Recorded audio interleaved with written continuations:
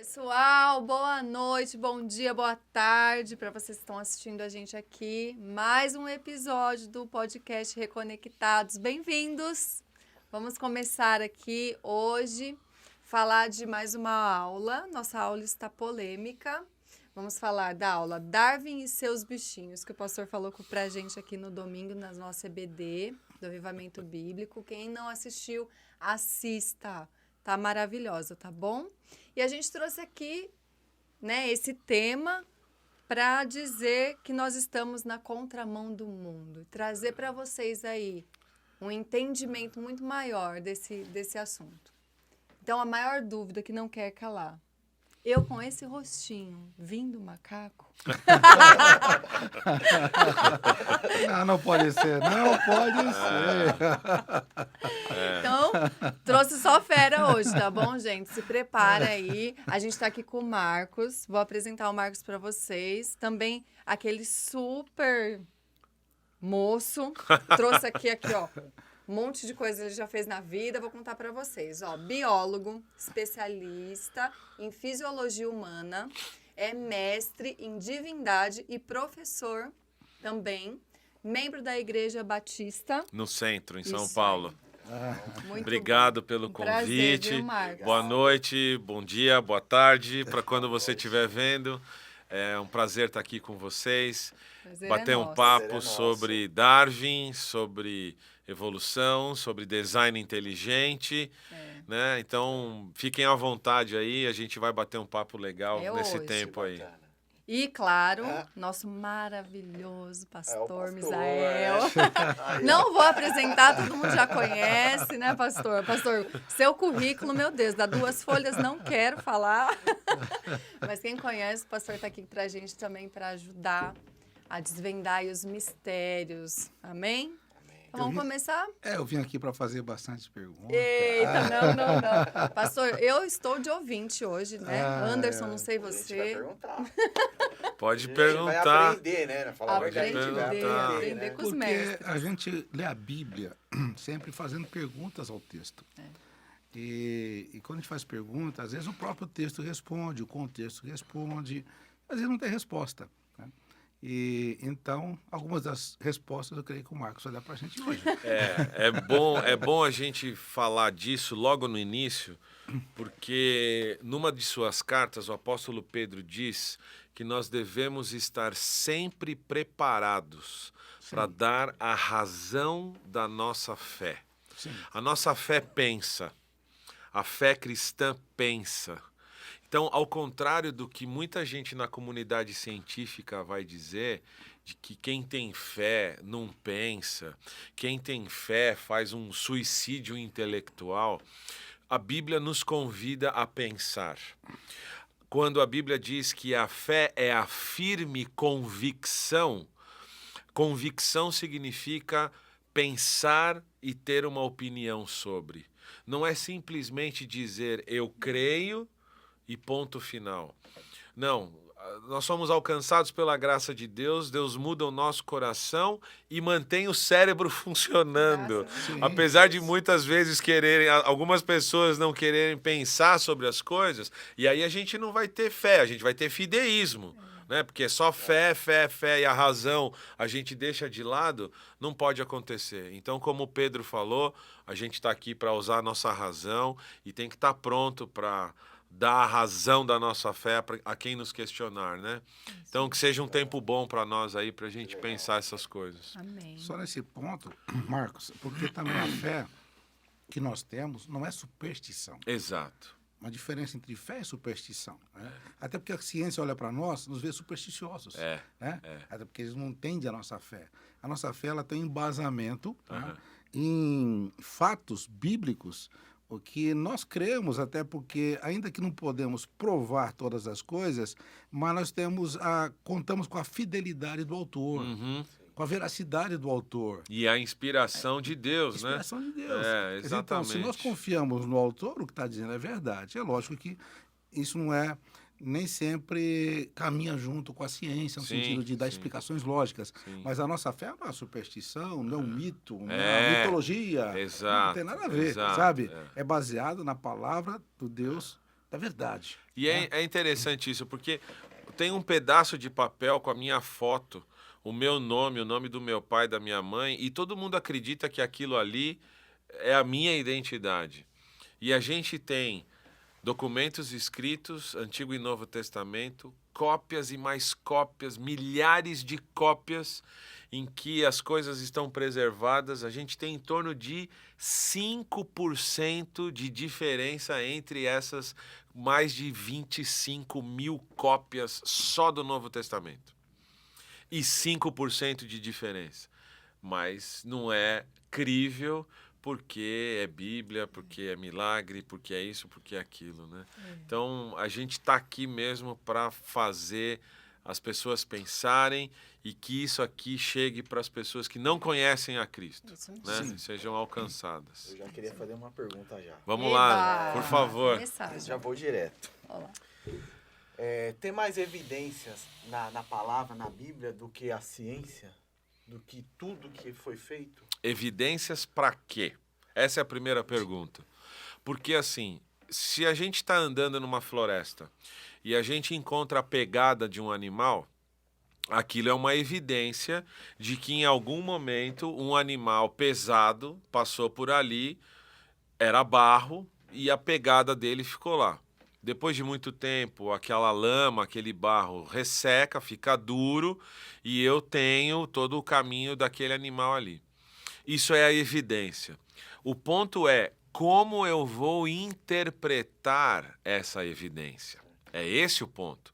Porque quando eu interpreto a evidência, eu tenho um conjunto de pressupostos, eu tenho uma bagagem intelectual que vai fazer com que eu olhe para aquela evidência e interprete aquela evidência de acordo com essa bagagem intelectual que eu tenho.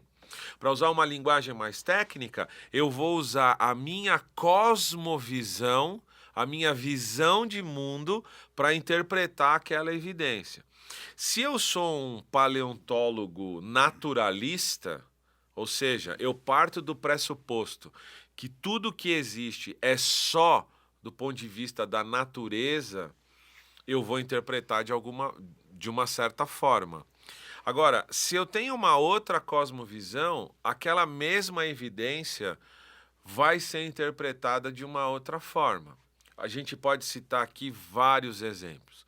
Vocês devem conhecer um animal chamado bicho-pau, ou bicho-graveto, dependendo da região do Brasil.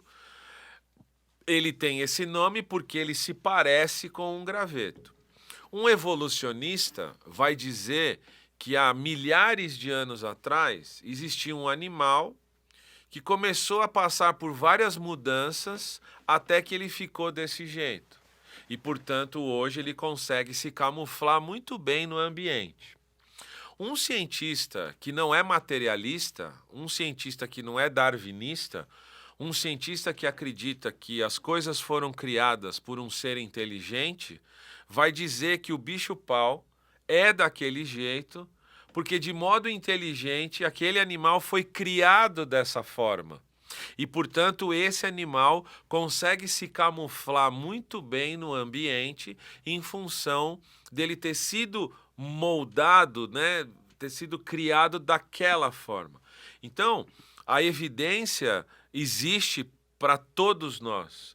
Como essas evidências vão ser interpretadas é que vai mostrar se aquela pessoa, se aquele cientista tem uma cosmovisão naturalista, materialista, se tem uma cosmovisão cristã, se é um cara cético, agnóstico, né? Então, a maneira como as evidências são interpretadas é que acaba contando nessas situações, né? Eu ia pedir para vocês, assim, diferenciar para a gente, né? A gente vai ter que ter uma linguagem, né, bem simples, porque, assim, eu já abriria o dicionário aqui, que eu já não entendi algumas palavras. Então, de forma simples, assim, diferencia para a gente o evolucionismo, criacionismo e o designer inteligente, consegue? É bastante simples. Tá.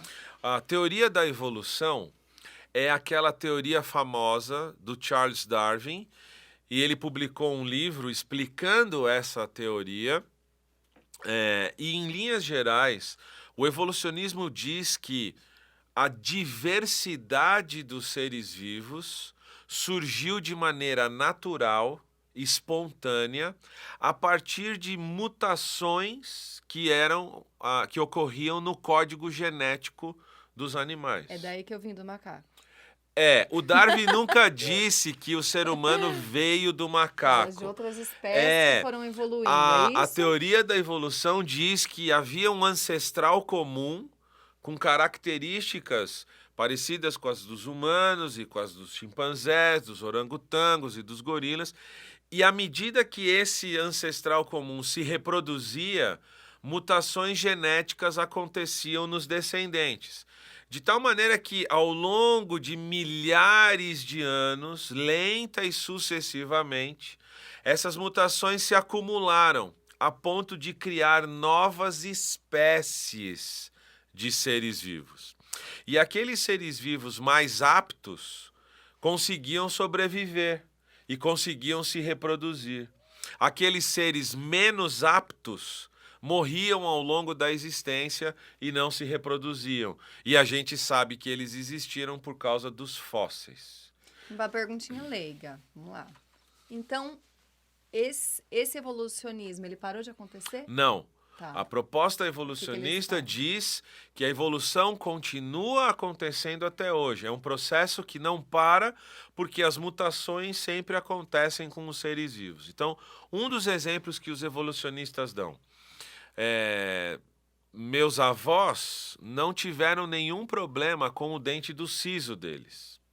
A arcada dentária dos meus avós era grande o suficiente para os últimos 4 dentes nascerem lá no fundo, tanto da mandíbula como da maxila. Ao longo do tempo, a mandíbula e a maxila do ser humano têm diminuído de tamanho. Mudanças gradativas, né, mutações gradativas, fazendo com que a arcada dentária seja menor. E por ser menor, a maioria das pessoas é obrigada a tirar o dente do siso porque não há espaço para ele nascer. Então, essa é uma evidência utilizada pelos evolucionistas para dizer, olha, a gente está mudando ao longo do tempo, a gente continua mudando ao longo do tempo. Eles vão dizer, por exemplo, que o apêndice é um órgão vestigial.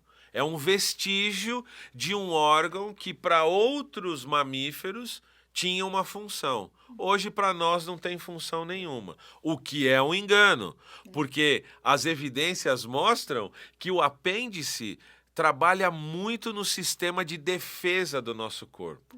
Produz anticorpos, produz células que defendem o nosso corpo contra doenças. Então, em linhas gerais, o evolucionismo é assim. Aí vamos para o próximo. O criacionismo diz que tudo que existe, existe porque Deus criou.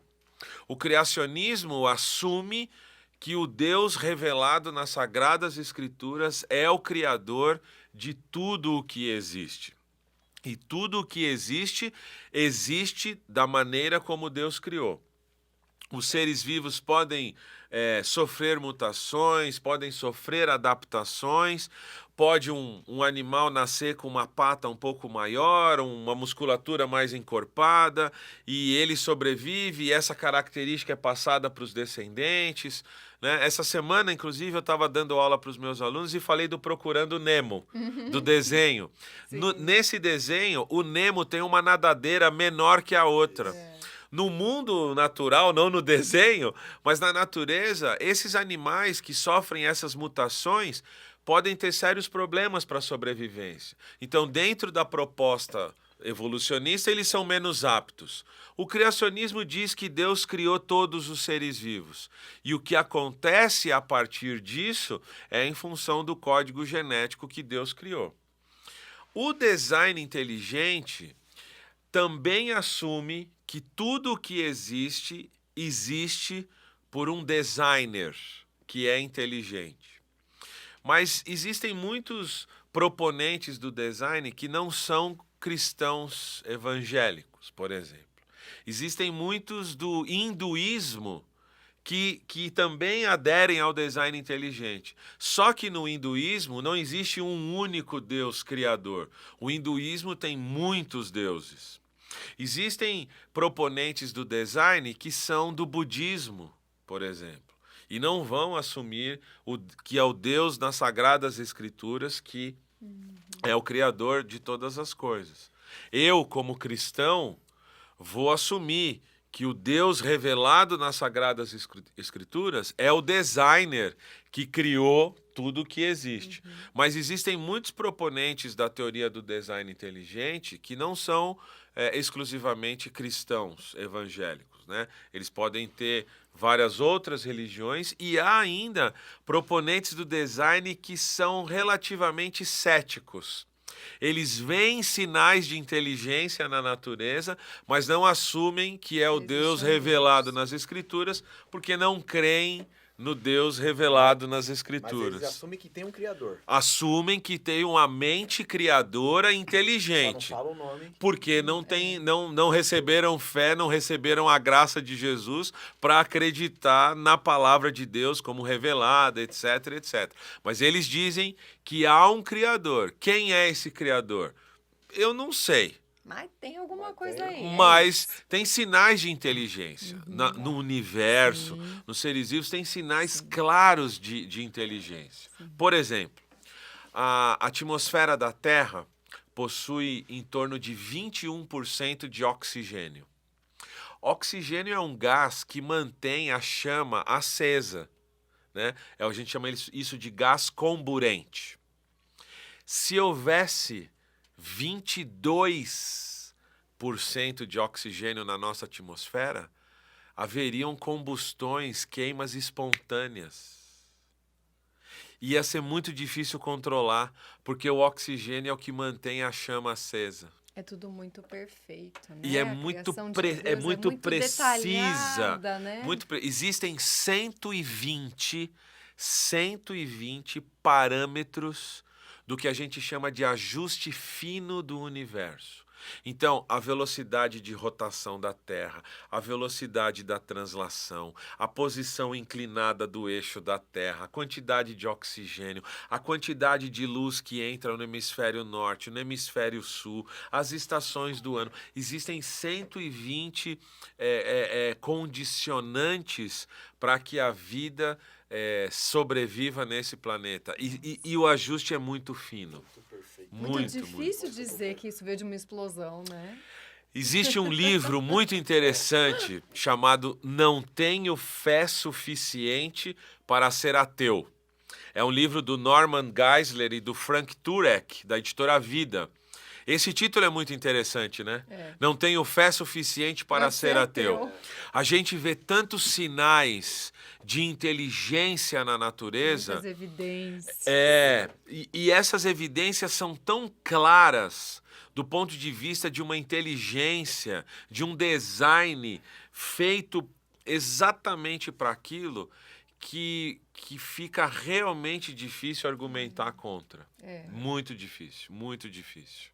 E essas teorias de evolucionismo, ela tem um limite, né? Porque chega a um ponto, né, que eles vão falando que, assim, até aqui eu sei que é assim, mas eu não sei por que chegou aqui. Né? Então, assim, eu vejo que o criacionismo, ele é completo. Ele te fala o começo, o meio e até o fim, né, de toda a história, né? Esse limite é muito interessante. Porque os cientistas dizem, né, a maior parte dos cientistas materialistas vai dizer que a vida surgiu espontaneamente do que não era vivo. Então, a gente vê nos livros de ciências e ensina na escola, porque o paradigma científico é esse, de uma tal de sopa primordial.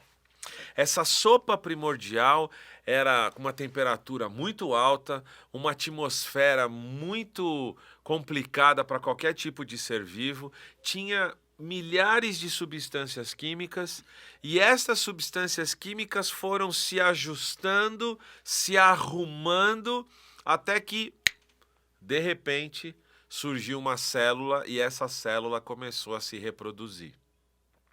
Isso é o que a comunidade científica diz. E agora a gente se vira para a comunidade científica e faz a seguinte pergunta.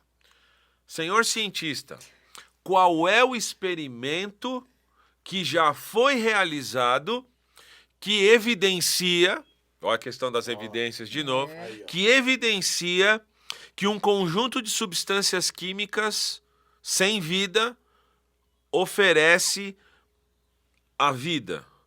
Que experimento oferece uma explicação que mostra que essas substâncias se juntaram e formaram um ser vivo? Não existe nenhum experimento que mostre o surgimento de algo vivo sendo originado de algo não vivo. Eles não sabem explicar. E ainda tá com a tecnologia que tem hoje, né? E dizem que isso não é fé. Agora deixa eu fazer uma pergunta. Qualquer cristão que leia a palavra de Deus sabe que Jesus nasceu concebido do Espírito Santo de uma virgem. E você pode perguntar para qualquer cristão como aconteceu isso. E o que a gente vai dizer? Não sabemos. O cientista faz a mesma coisa. O cientista diz, eu não sei como a vida surgiu, mas eu sei que ela surgiu. Nós somos acusados de ter fé e não ter razão. Porque a gente diz que um ser humano nasceu concebido do Espírito Santo de uma mulher que era virgem.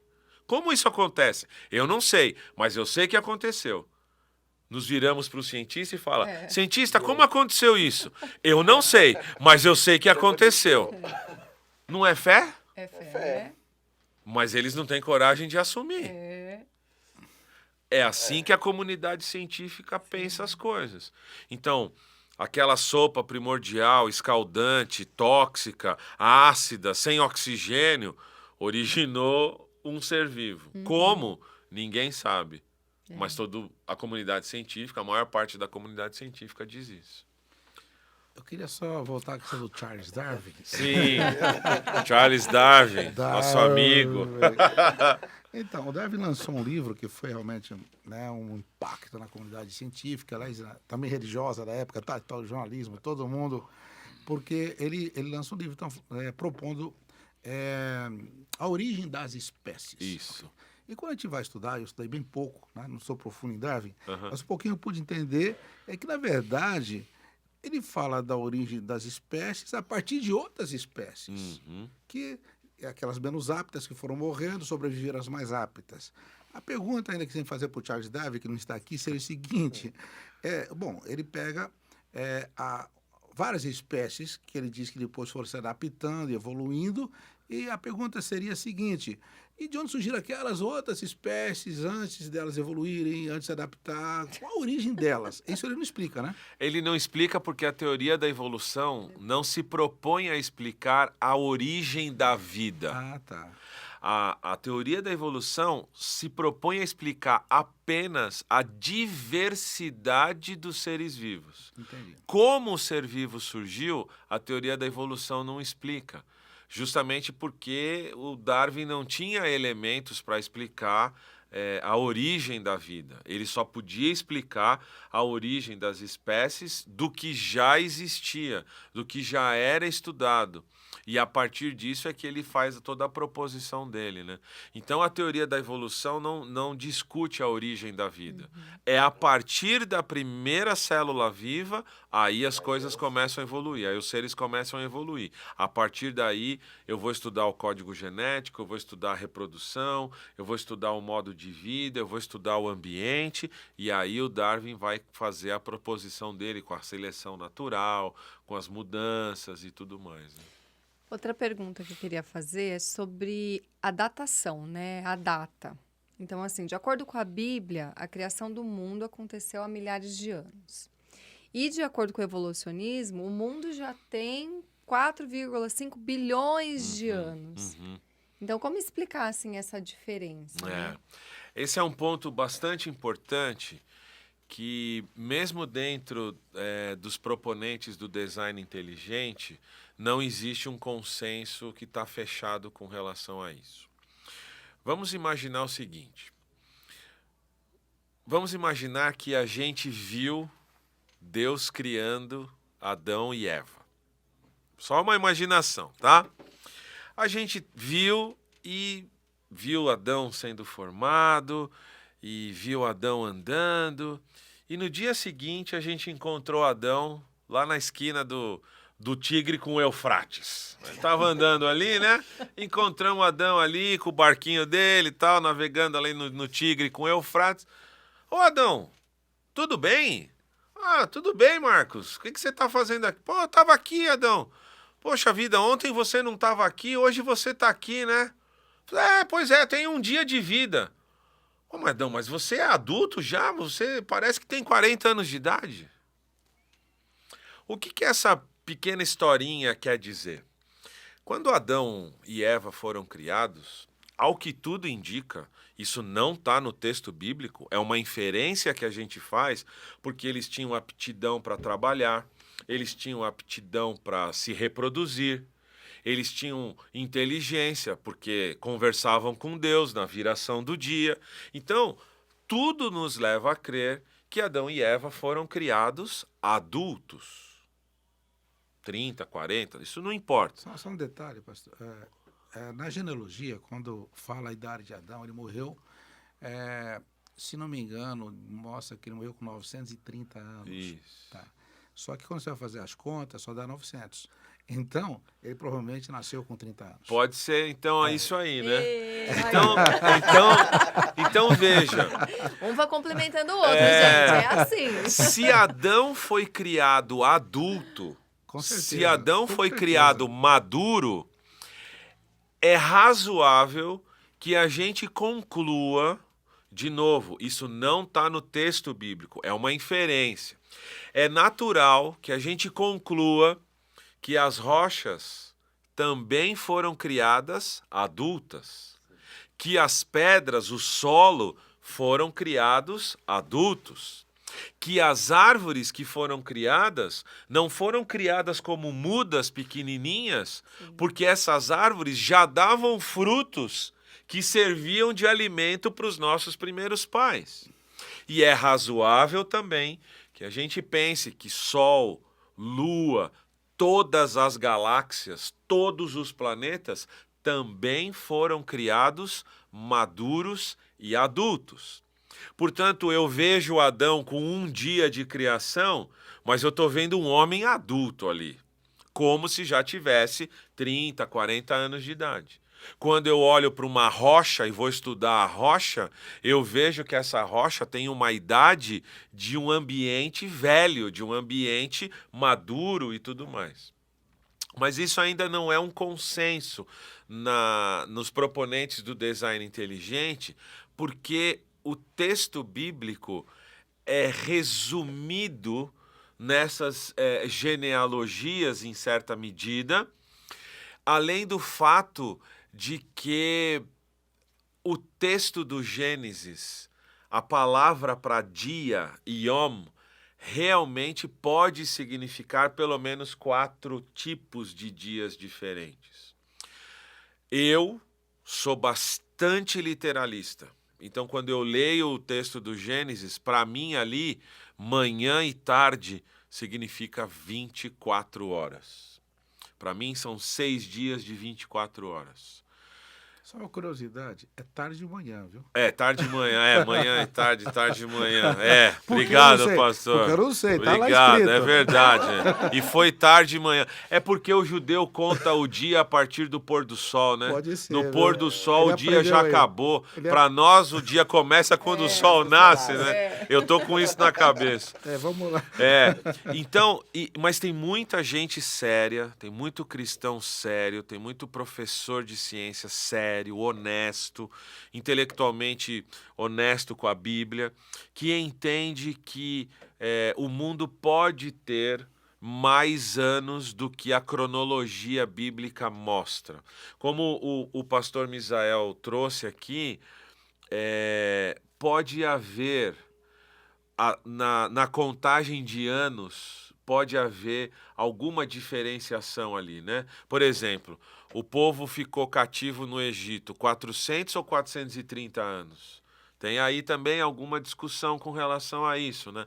Então, assim, o texto bíblico é inerrante, ele é autoritativo, mas a gente tem que levar em consideração também certas nuances do texto, para a gente saber como a gente está interpretando o texto.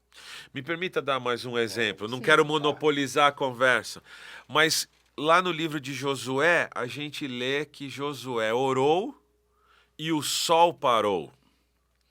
Nós sabemos que o sol sempre esteve parado, porque é a terra que gira em torno do sol. E alguém vai falar assim, como é que você acredita numa Bíblia que diz que o sol parou, mas ele sempre esteve parado? A gente tem que entender o que na teologia a gente chama de linguagem fenomenológica. Ou seja, Josué ora, ele olha para o céu e o sol está parado. 12 horas depois, ele olha para o céu e o fenômeno que ele vê qual é? O sol está no mesmo lugar. Sim. Ele não tinha luneta, ele não tinha telescópio, ele não tinha cálculo matemático. Galileu Galilei ainda não tinha criado todo esse mecanismo de estudar os astros e, portanto, a interpretação que Josué faz do mundo que ele vive qual é? O sol todo dia, quando eu acordo, o sol está aqui e quando eu vou dormir, o sol está ali. Para o Josué, o sol está se locomovendo. Então ele escreve o texto falando que o sol parou a partir do que ele está observando. Isso torna a Bíblia inútil? Absolutamente não. A gente tem que entender o contexto que Josué estava vivendo e a maneira como ele enxergava o mundo. E, portanto, a gente interpreta o texto bíblico dentro do contexto no qual aquele texto foi desenvolvido, foi escrito, foi inspirado por Deus. E realmente a ciência, ela fala que tem essa diferença de anos, né? Que a Bíblia diz que o Sol parou tantos tempos, que é a Terra que parou, e a ciência comprovou, né? Existe isso já. Novo isso, né? Existe isso mesmo. Essa diferença aí, a gente tem a cada 4 anos um dia a mais. Né? Olá, pessoal. Né? A cada 4 anos a gente tem um dia a mais. Vocês que são cientistas ateus ou agnósticos podem argumentar do jeito que vocês quiserem. Eu, como um cientista cristão, também posso argumentar do jeito que eu quiser. Eu abro a Bíblia e mostro para você. Tem 24 horas sobrando ali na Bíblia. Isso aí. E tá lá, né? Tá lá escrito no texto. A ciência com a palavra de Deus está batendo, né? Agora, voltando à questão da evolução, vamos lá. O Big Bang, né? Fala-se de uma grande explosão, de uma massa enorme que estava flutuando no universo. E um dia lá, explodiu, né? Deu o Big Bang. Uma grande explosão. Algumas perguntas ficam no ar, né? Qual o tamanho dessa massa, né? Porque há muita imensidão, né? Assim, é uma coisa incalculável, na verdade. E se existiu isso, suponho que existiu isso aí, quem colocou essa bola ali?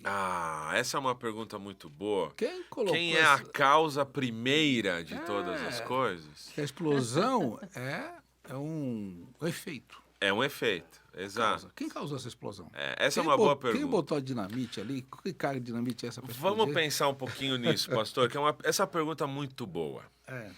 Antes do Big Bang, não existia nada. Existia uma quantidade de energia muito grande concentrada num ponto infinitamente minúsculo, microscópico, ultramicroscópico. Não existia tempo, não existia espaço e não existia matéria.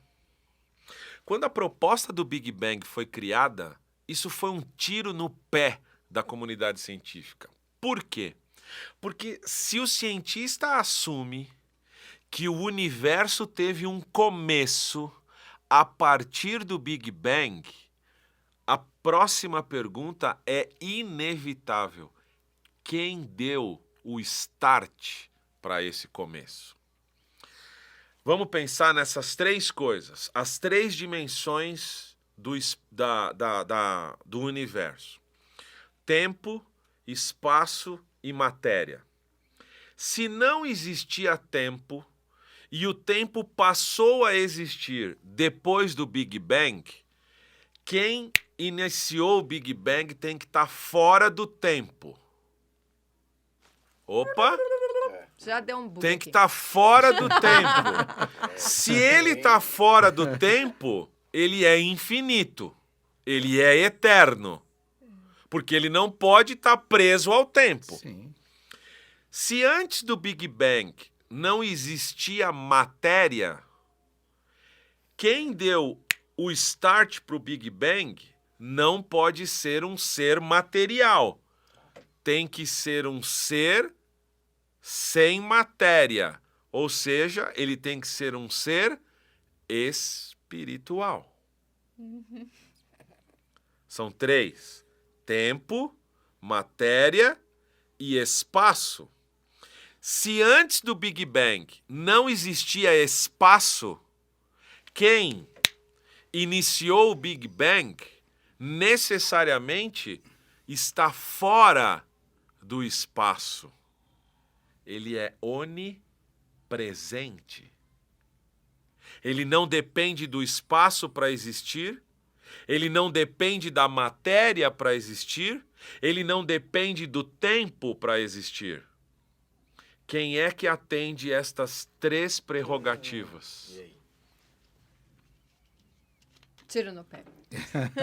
Então, se a ciência assume a existência do Big Bang, a ciência tem que tratar de responder essa questão. Só que a ciência não responde, a filosofia não responde. Quem é que responde? Todas as religiões? Não. Somente a Sagrada Escritura. E a Sagrada Escritura responde isso logo no primeiro versículo. Começa por aí. No princípio, tempo, criou Deus, criou a matéria, os céus e a terra, o espaço. Portanto, se o Big Bang realmente existiu, quem começou o Big Bang tem que estar fora do Big Bang. Sim. O autor da realidade não pode participar da realidade. Ele tem que estar fora da realidade, porque é ele quem vai determinar o que realmente as coisas devem acontecer. Ai, é lindo, É né? interessante. Muito forte. É interessante também que aí eles colocam um chamado elo perdido. Que continua perdido, pastor. Ele continua perdido. Muito perdido, né? Muito perdido. Sim. Perdidaço. E o Darwin, no livro dele, livro de 1859, A Origem das Espécies por Meio da Seleção Natural, título do livro. O Darwin, na proposição dele, disse que a teoria dele seria comprovada porque os fósseis mostrariam todo o processo evolutivo de uma espécie de ser vivo para outra espécie de ser vivo. O problema é que a gente continua precisando desses fósseis para comprovar toda essa escala evolutiva que os evolucionistas dizem que aconteceu. Existem fósseis de girafas de pescoço pequeno, de pescoço médio, e hoje todas as girafas têm um pescoço grandão. A evidência é interpretada de que maneira? Ao longo do tempo, pode ter acontecido o crescimento do pescoço da girafa, e as girafas pequenininhas não conseguiam comer as folhas que estavam no alto das árvores. E, portanto, elas iam morrendo e hoje a gente só tem fósseis. Como a girafa de pescoço grandão podia comer a folha lá em cima, podia agachar a cabeça e comer as folhas no chão, elas podiam sobreviver mais. Então, esse elo perdido seriam todos os fósseis na transição de uma espécie para outra. Só que não acontece isso. Tem muitos fósseis? Tem. Tem muitas lacunas entre os fósseis? Tem também.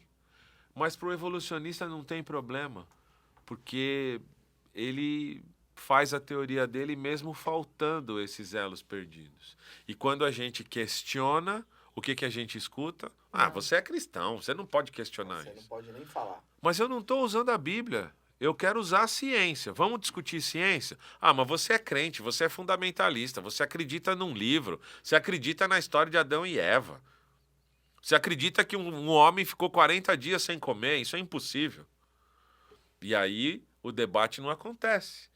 Porque as evidências científicas, quando são confrontadas com a própria ciência, elas se mostram incapazes de explicar, por exemplo, o elo perdido. Nos fósseis humanos, nos fósseis de plantas, nos fósseis de outros animais, tem um monte de elos perdidos. Mas, tudo bem, para eles tudo bem. Então, a gente discute desse lado, apanha desse lado e bate do outro. Só mais uma pergunta, você como biólogo, nós somos leigos, ficamos assim impressionadíssimos com o tal do DNA. Cara, esse código genético é um negócio muito bem bolado, né? Tem uma mente muito inteligente por trás disso, né? Um negócio assim, negócio de genética, né? Como que pode a reprodução de seres vivos. Inclusive, que lá no Gênesis, Deus coloca uma lei, cada um, que essa lei contraria o Darwin, né? Cada um reproduz conforme a sua espécie. Exatamente. Quer dizer, não formando espécies novas. Não haverá mutação de espécie, inclusive cada um tem o seu próprio DNA. Exato. Não mistura o DNA do macaco com o gato, com ele, com aquele. Sim. Mas nem nós humanos. Né? É. O meu DNA vai bater com o do meu filho, com o meu, né? Ou com o do meu pai, mas não vai bater com um estranho. Sim, sim. E esse código todo, sabe? Como é que pode isso ter sido fruto de uma explosão? Foi uma revolução a descoberta do DNA pelo Watson e Crick. O DNA é uma substância química. Sim. É um ácido. É um ácido, uma substância química que carrega informações e estas informações químicas são transformadas em outras substâncias químicas que vão dar a origem da cor dos meus olhos, da minha pele, o formato da minha orelha, dos meus lábios, vai dar origem a se eu tenho alguma disfunção em algum órgão do corpo, o meu tamanho e a maneira como eu vivo. O DNA é um conjunto de informação. É um banco de dados. É um banco de dados. Avançadíssimo. Se a gente pegar uma célula nossa e pudesse esticar o código genético, essa molécula de DNA, ela teria aproximadamente 1,80 m a 2 metros. E isso está enrolado, né, microscopicamente dentro de cada célula do nosso corpo. O interessante disso é que, em alguma medida, o DNA é conservativo, porque ele não pode se deteriorar ao longo do tempo. Mas, ao mesmo tempo, esse DNA pode se recombinar. De maneira que eu sou fruto da combinação de metade do DNA do meu pai e metade do DNA da minha mãe. Meu pai, por sua vez, é uma combinação da metade do DNA do meu avô paterno e da minha avó paterna. E os meus avós são combinações dos meus bisavós e etc, etc, etc. Esse sistema é conservativo, mas permite mutações. E aí a gente vê uma grande variedade de seres vivos. Só que são variedades dentro de um contexto do DNA. São variações dentro de um contexto pré-determinado pelo próprio DNA. Então, quando eu tenho jacarés de várias espécies, não significa que esses jacarés mudaram porque nova informação entrou no DNA. A informação do DNA está lá. Ela só é recombinada. Porque para entrar nova informação, alguém tem que colocar essa informação nova de fora para o lado de dentro do DNA. Só que isso não acontece. Porque nova informação não está aparecendo no DNA. As sequências vão mudando. E pelo fato das sequências mudarem, é que tem uma série de diferenças. Para quem está nos assistindo, por exemplo, se você tem irmãos e irmãs, você pode ter características que são dos seus avós, não necessariamente dos seus pais, por causa dessas recombinações. Então, quando a Bíblia diz que cada um se reproduza segundo a sua própria espécie, a Bíblia não está falando de espécie do ponto de vista da classificação da biologia. A classificação da biologia surgiu no século XVIII com Linneu. Ali, o contexto de espécie significa grupos de famílias, animais aparentados entre si. E a partir desses animais aparentados é que a reprodução vai acontecendo, né? Então, aí, no caso, o DNA tem essas mutações, gera uma variedade incrível, porque nenhum ser humano é igual ao outro, mas sempre na mesma espécie. Sempre na mesma Nunca espécie. Esse DNA vai, por exemplo, gerar de um ser humano, sair um macaco, um gato ou uma galinha. Quer dizer, sempre vai ser um ser humano, com características diferentes, Sim. porém sempre na mesma ser humano. espécie. Sim. Assim como o cachorro, o gato, cada um na sua espécie. Por mais que seja um cachorro, ele vai ser um cachorro. Sim. Né? Pode ser um dog alemão, um Rottweiler, é de uma família. É cachorro. É cachorro. Então, esse mistério da vida também, dessa marca, é algo também impressionante no sentido de que é uma marca de Deus. Porque Deus determinou isso. Está bem claro lá em Gênesis capítulo 1, conforme a sua espécie. Então ele separa lá animais domésticos, animais selvagens, aves que voam, répteis que rastejam, peixes do mar. Exato. Quer dizer, tá dizendo, cada um no seu lugar. Exatamente. Deus não se atrapalhou nessa coisa, não. Não. Deus não se atrapalhou. E, pastor, você traz uma questão muito interessante, que são essas marcas. Veja só. O universo é formado por tempo, espaço e matéria. 3. As partículas dentro do átomo mais importantes, prótons, elétrons e nêutrons. 3. O corpo humano é dividido em cabeça, tronco e membros. 3. Tá percebendo alguma coisa aí? Uma trindade? Tá percebendo alguma coisa aí? A música. A música tem ritmo, harmonia e melodia. Estados d'água. A água é sólido, líquido e gasoso. Ai, gente, vamos lá, tem mais. Quem é mais? Né? Então, esse padrão tríplice que parece existir... Fruta, casca, a parte comestível e a semente. Os 3 órgãos principais de uma planta, raiz, caule e folha. As 3 camadas da pele, derme, epiderme, derme e hipoderme. 3 vasos sanguíneos, artéria, veias e capilares. 3 células sanguíneas, glóbulos brancos, glóbulos vermelhos e plaquetas. E por aí vai. 1, 2, 3. 1, 2, 3. Na maior parte dos dedos. 1, 2, 3. 1, 2, 3. 1, 2, 3. 1, 2, 3. Deus é lindo, né? Então veja, esse padrão tríplice que a gente vê no universo, será que não é uma marca? Será que não é uma assinatura do designer no universo que ele resolveu criar e se revelar através dessa obra criada? Então, quando a gente... Claro, esse padrão tríplice eu posso estudar cientificamente, mas a ciência não vai fazer eu concluir que esse padrão tríplice é por causa da Trindade. Aí é que você falou dos limites, e a ciência tem esse tipo de limite, porque a ciência vai explicar até onde a ciência enxerga. E aqui eu deixo de ser um pouco cientista e passo a ser mais bíblico, cristão. Eu vejo que aquilo que o olho não viu, aquilo que o ouvido não ouviu, são estas coisas que Deus tem revelado para os seus filhos. Então, até onde a ciência vai, eu posso ir. Até onde a Bíblia vai, eu posso ir também. Então, essas marcas de Deus, Salmo 19, do 1 ao 7, lembra? Os céus proclamam a glória de Deus, né? E um dia faz anunciação a outro dia, etc, etc, etc. O Salmo 19 é só uma poesia interessante, porque parece que é assim, como dizer assim, fosse uma declaração bem criacionista, porque ele fala assim, os céus manifestam a glória de Deus, né? Isso. E os firmamentos anunciam as obras das suas mãos. Um dia faz declaração, outro dia, uma noite faz declaração, outra noite. Então, assim, o universo se conversa, eles falam com a gente e falam entre si.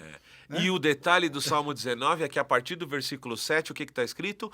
A lei do Senhor é perfeita. Ou seja, Deus está inspirando o salmista no Salmo 19 a dizer, estou me revelando na criação, estou me revelando na minha lei. Ou seja, o Criador do universo é o mesmo inspirador da Bíblia. Portanto, se eu faço boa ciência e se eu faço boa teologia, eu não posso concluir de maneira diferente. Quem faz boa ciência não pode ter uma conclusão diferente da palavra de Deus. Se a palavra de Deus mostra que a criação do universo é algo miraculoso, eu não posso concluir que a criação do universo é algo natural e espontâneo. Ou eu estou fazendo a ciência de modo errado, ou eu estou fazendo a teologia de modo errado. Porque as marcas de Deus estão presentes na revelação natural, que é a natureza, e na revelação especial, que é a palavra de Deus inspirada. E estas coisas se complementam de tal maneira que quando a gente vê a natureza, a gente não vê Jesus na natureza. A gente não vê a necessidade de pedir perdão, de se arrepender de um Salvador. A gente sabe quem é Jesus porque ele é nos revelado pela palavra de Deus. Mas a natureza, Romanos capítulo 1, vai mostrar os atributos invisíveis de Deus. O seu eterno amor, bondade e poder, que são revelados nas coisas criadas. Então, existe uma complementariedade dessas marcas de Deus quando a gente olha a criação e quando a gente olha o texto bíblico. Não dá para escapar. E tudo necessário à fé, né? É. Até para você ser um evolucionista é necessário a fé, né? Veja só, quando a gente vai para a farmácia e compra um remédio para dor de cabeça, a gente está acreditando que todo o trabalho científico atrás daquele comprimido pode aliviar a minha dor de cabeça. Isso é ter fé que aquele remédio pode trazer alívio para mim. Claro que como cristãos, a gente também tem fé que Deus pode trazer cura mesmo sem o remédio. Mas eu não posso abrir mão de toda a capacidade intelectual que Deus deu para os homens, ainda que estes homens não reconheçam essa capacitação da parte de Deus, eu não posso deixar de reconhecer. Então, quando eu compro um remédio, eu acredito que aquele remédio pode me ajudar. E por isso eu tomo aquele remédio e não vou tomar veneno de rato, creolina. Para minha dor de cabeça, eu não vou beber só um copo d'água, por exemplo. Então, a fé faz parte da humanidade, ainda que as pessoas não queiram reconhecer. Não reconheçam, Porque o ateu diz que não tem fé em Deus. Mas no lugar de Deus, ele coloca outras coisas. A família, o trabalho, si mesmo, etc, etc, etc. Então, o coração... O C.S. Lewis tinha uma frase muito legal, né? O coração do homem tem um vazio tão grande que só um Deus tão grande pode preenchê-lo. Então, a fé está envolvida em todas as áreas da vida e em qualquer grupo de pessoas, em qualquer sociedade humana, tem fé presente. Por causa do pecado, a humanidade, né, a maior parte das pessoas, direciona essa fé para o lado errado. Mas aqueles que são alcançados pela graça de Deus, têm os seus olhos abertos pela revelação da palavra de Deus, recebem essa fé salvífica e direcionam essa fé para o objeto certo, né? Para o alvo correto, que é Jesus Cristo. Marcos, você falou da boa ciência, né? É isso? Assim, boa ciência. Tá. Interessante que o apóstolo Paulo, ele já estava meio indignado com o pessoal, porque ele fala assim, ele se refere a um pessoal assim, esta falsamente chamada ciência. Quer dizer, ele fala que o pessoal, uma falsa ciência que já tinha no tempo dele. Mas aí depois, só para a gente, eu não sei se estamos indo para a conclusão, mas em Hebreus capítulo 11, versículo 3, é uma chave importante, porque além de todas essas evidências e fatos arqueológicos, até biológicos que citou, e tantas coisas da astronomia que a gente pode tomar como, assim, como premissas importantes, para assim, há um Criador. Né? Há um Criador. Eu, quando converso com algumas pessoas até assim que não creem, eu falo, bom, pera um pouquinho. Se há coisas criadas, pressupõe um Criador. Não é verdade? Sim. Não existe criação sem Criador. Se você não sabe que é o Criador, é outro problema, mas que há um Criador, existe, né? Bom, existe esse prédio aqui, alguém construiu. Não, ninguém construiu. Construiu sim. Você está construindo que alguém construiu. Eu não sei quem construiu, mas alguém construiu. A betoneira não explodiu e saiu tudo pronto depois da explosão, né? Alguém construiu isso. A explosão virou uma bagunça, A explosão é o contrário, né? Não constrói nada, né? Pelo contrário, né?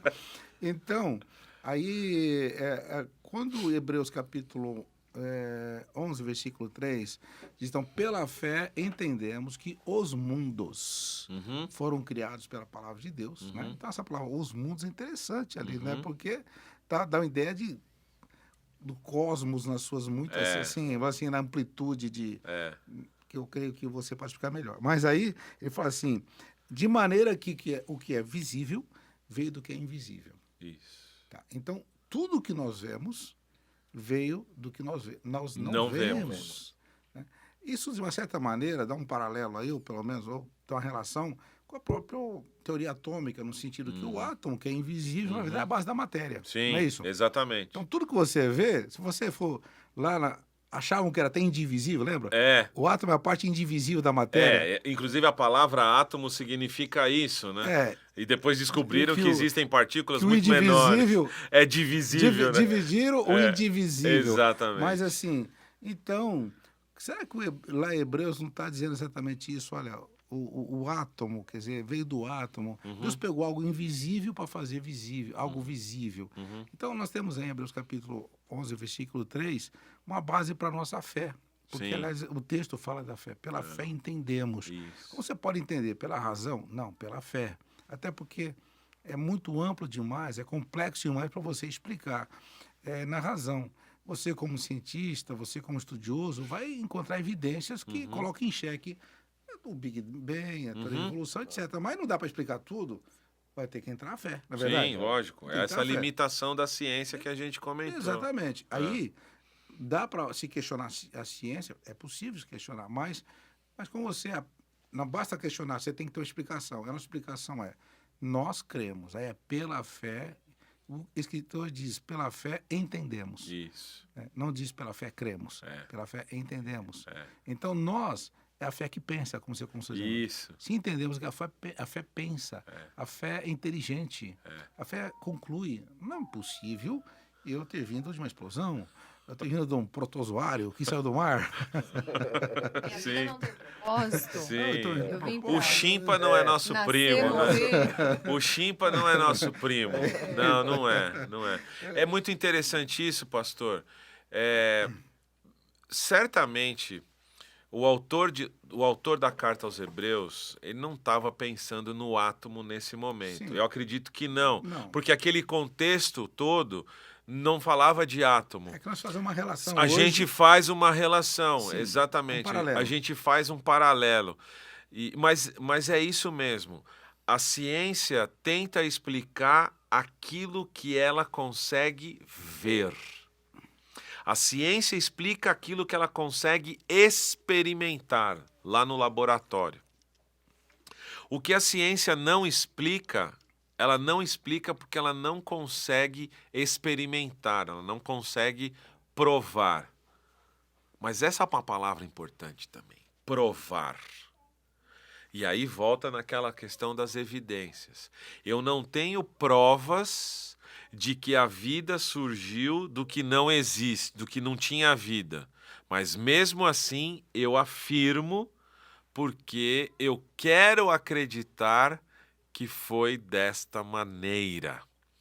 E quando a gente vê o texto bíblico, a gente faz estas correlações, porque algumas destas correlações são possíveis de ser feitas, né?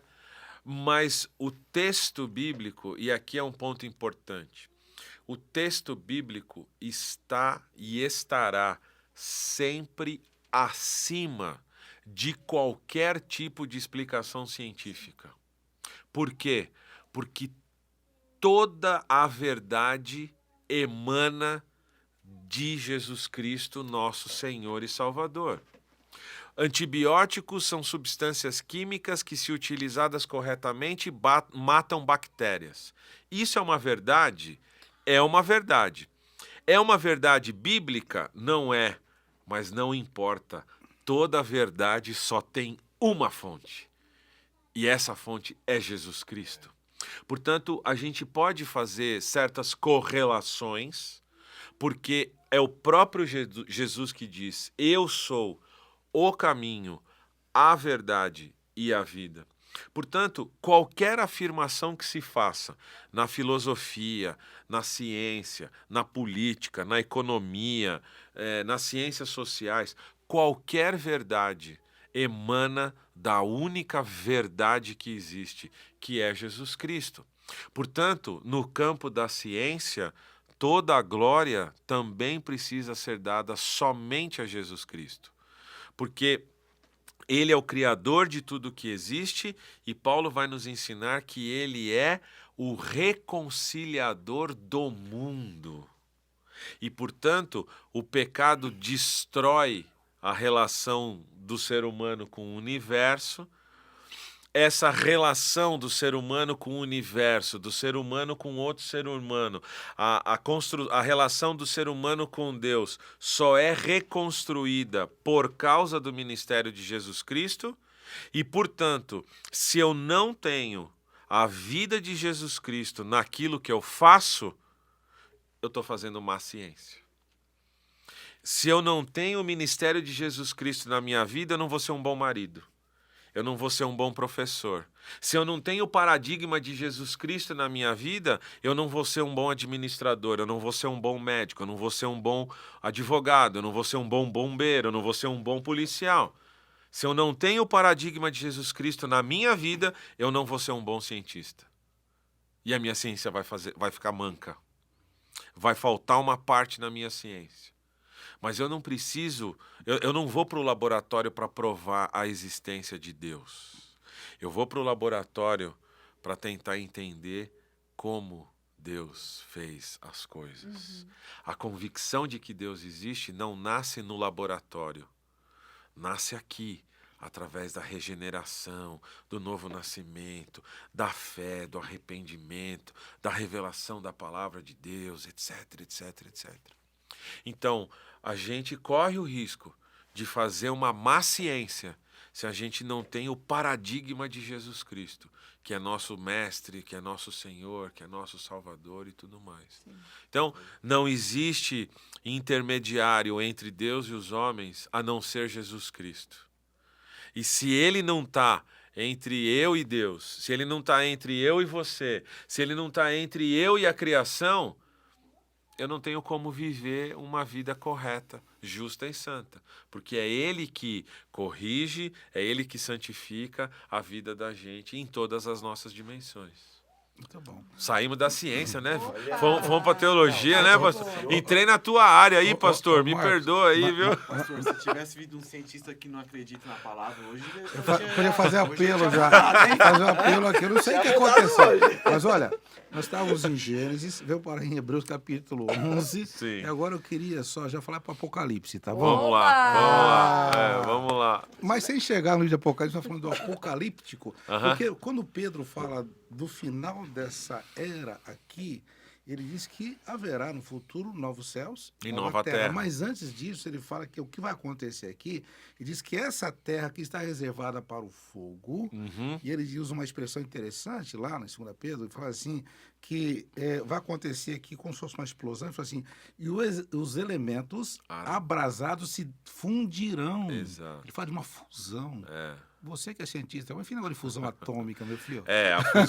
A fusão atômica é um fenômeno. O Pedro já falava já disso. Estava antecipando, né? Antecipando, olha lá. Ele era um pescador. Ele era um pescador. A fusão atômica realmente é um fato, libera muito calor, energia nuclear. Então, energia nuclear. Quando lê 2 Pedro, fala assim, tá aqui, ó. Olha aqui, ó. Interessante. Mas eu...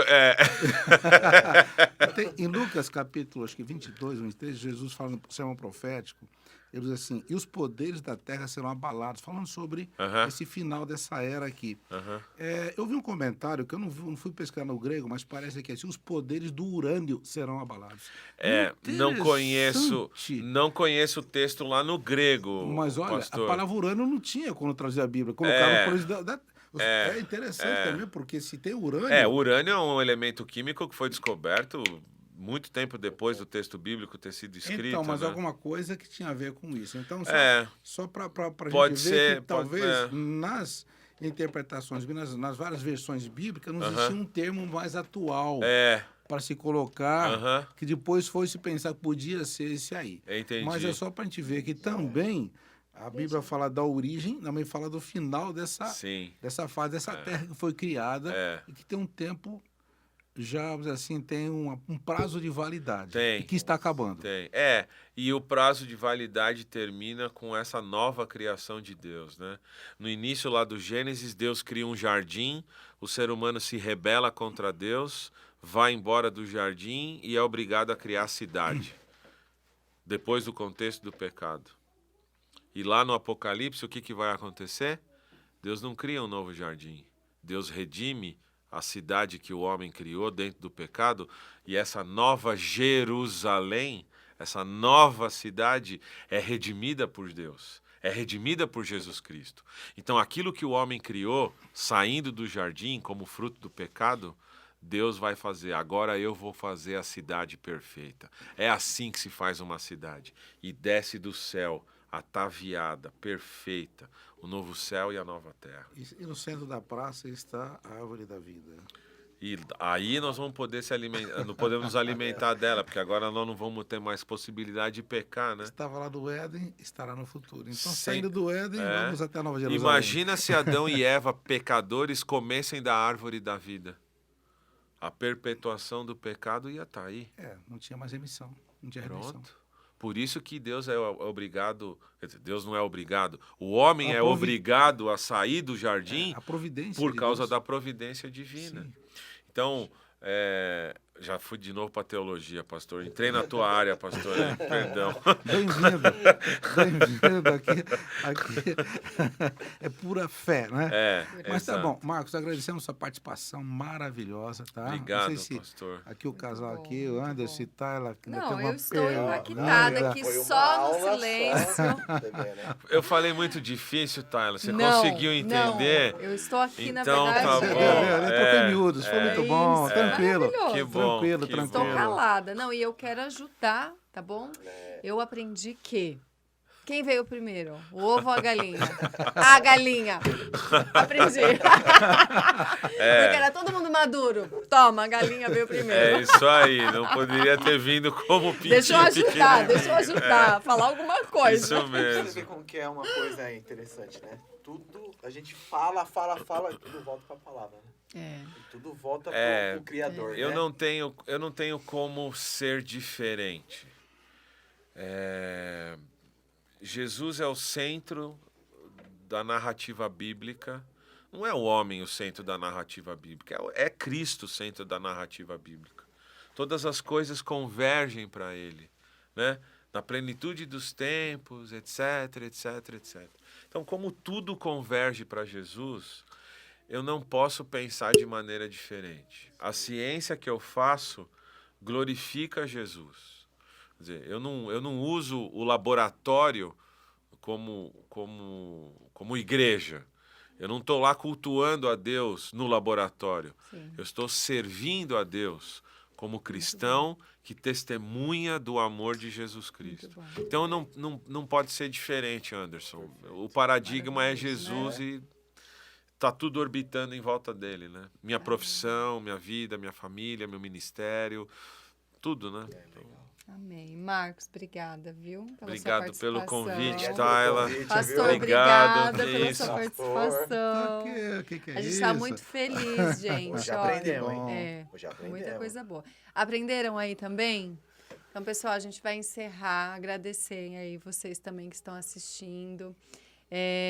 Eu aprendi muito aqui e, assim, eu vou pedir para vocês também buscarem na palavra de Deus, porque a palavra de Deus, ela está falando todas as coisas. Ela fala sobre a ciência, ela fala sobre a medicina, ela fala sobre tudo e tem todas as respostas ali. Então, a gente quer incentivar você que está assistindo, leia a palavra de Deus, veja como Deus é grande, né? Quantas coisas Ele faz e você vai se surpreender, viu? Um beijo, até a próxima. Gente, obrigado. Boa noite, obrigado, pessoal. Obrigado. Obrigado. Deus abençoe. Amém.